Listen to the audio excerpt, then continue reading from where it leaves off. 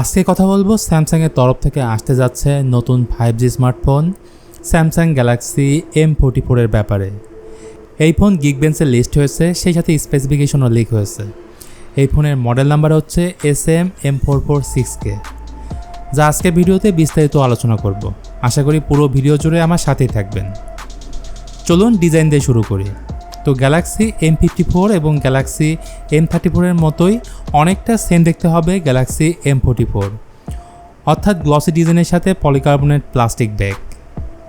প্রয়োজনে বললে এখানে থাকবে কলকমের flagship processor Snapdragon 888।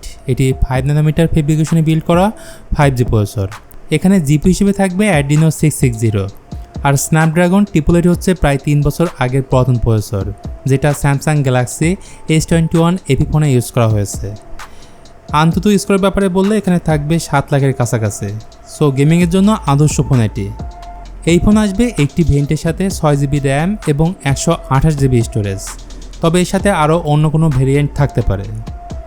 Galaxy M44 এর সফটওয়্যার বা ওএস হিসেবে থাকবে One UI 5.1 based on Android 13। আর স্যামসাংয়ের ফোনের বেটা সাইড হচ্ছে 4 বছরের অ্যান্ড্রয়েড আপডেট এবং 5 বছরের সিকিউরিটি আপডেট থাকে, যেমনটা আমরা এই ফোনে দেখতে পাবো। লিক্স এবং রিমোটস থেকে জানা গেছে এই ফোনে থাকতে পারে 6.7 ইঞ্চির FHD+ 120Hz অ্যামোলেড ডিসপ্লে, আর তেমন কিছু জানা যায়নি এই ডিসপ্লের ব্যাপারে।